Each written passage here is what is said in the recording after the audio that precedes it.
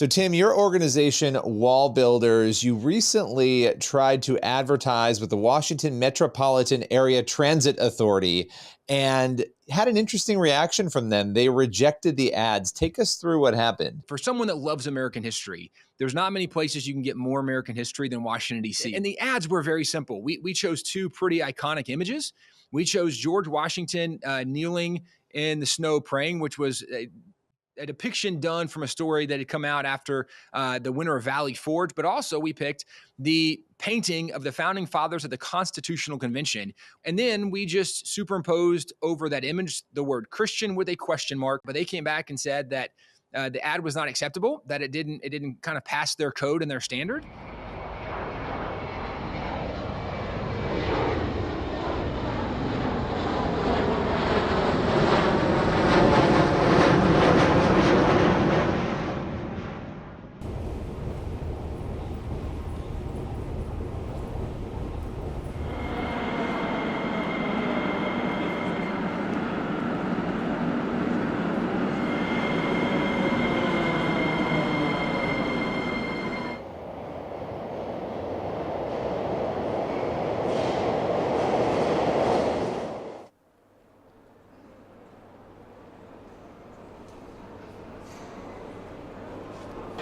Okay, we are in Washington, D.C. We are in the metro station. If you hear noise around us, that's why.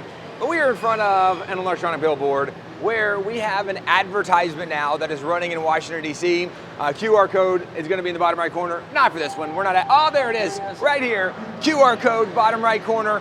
People can find out more about the faith of the Founding Fathers by going to wallbuilders.com.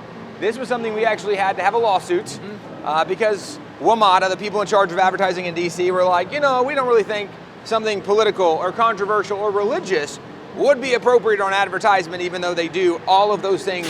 Well, they do the anti-religious and the controversial woke, but that's not what they consider. Right, so Planned Parenthood was okay, right. the COVID Pfizer vaccine, right? All kinds of other stuff was okay, but not something maybe Christian, conservative.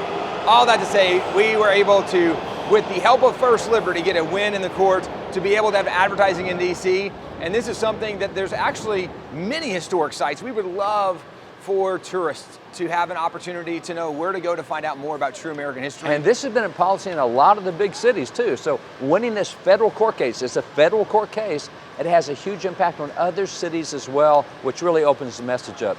And we might take this show on the road a little bit. And of course, this is where we are so grateful for all those who support WallBuilders, that we can help educate Americans to the true history of America by going to wallbuilders.com or scanning the QR code on advertisements. If you want to be a part of supporting this ad campaign and helping Americans learn more about the true history and heritage of the nation, you can go to wallbuilders.com, you can click on the donate button. But for right now, we are excited and rejoicing that we actually have ads running in Washington, D.C. Again, if you want to support, go to wallbuilders.com and you can support this effort.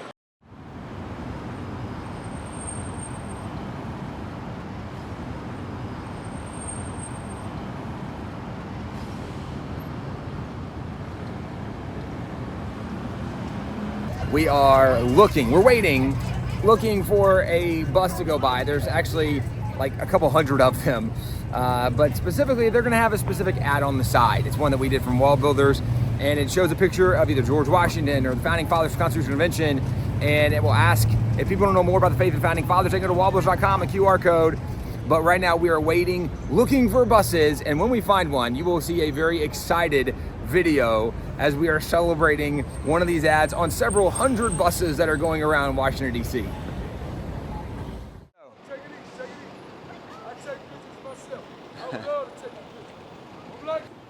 It's on the hunt. It's got to be one somewhere.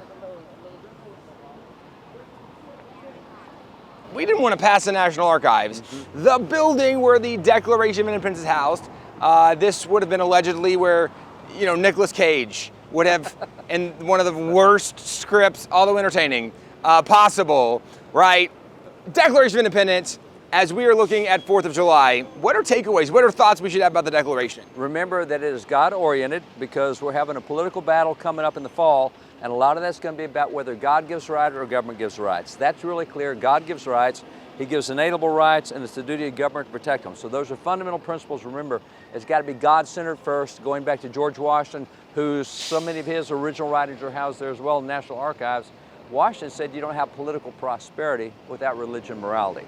And so we've got an effort in America to try to get the religion morality out. We're not going to have political prosperity. So that's the first takeaway I'd give. It's a God-based document. Well, also in there you have the Bill of Rights, which when they identify there are God-given rights, the Founding Fathers said, right, some of those are life, liberty, pursuit of happiness, but they went further, the Bill of Rights enshrining other things the government can never come and take away, right? A negative listing of rights, things the government cannot, at least not supposed to, interfere with. But as we are celebrating freedom in America and those that have paid the price for us to be free, the document that houses, or no, the building that houses the document is right behind us, the National Archives. If you ever have a chance to come to Washington, D.C., you need to check it out. But as we celebrate independence, largely identifying what the Founding Fathers did in the Declaration, it's all spelled out behind us. And I will. Just a couple weeks ago, you were in Louisiana with Governor Landry signing the 10 Commandments bill. If you go in there to see the Constitution and Declaration, when you stand there and get awed by it, look down and you're standing on a medallion of the 10 Commandments they have in the floor. So in the National Archives, the 10 Commandments are right there on the floor, right in front of the Declaration Constitution, which says something about America. And we have to get a law passed to be able to see that. Crazy. The basis for all common law, all law in the Western Hemisphere, the foundation of law in America came from the 10 Commandments. So it laid a foundation even for the Mayflower Compact, the Declaration, the Constitution, the Bill of Rights, Northwest Ordinance, all of those things. It's a moral foundation outlined in the Bible. It's why they knew there's a God. He gives us rights, and government's role is to protect those rights. And you can read more about that in the building behind us. It took us a long time, court battles, proceedings, money, but it's there. We got the ads, we found the bus. Washington, D.C. It was fun being here. I'm ready to go home and celebrate the 4th differently. Nonetheless, that's awesome.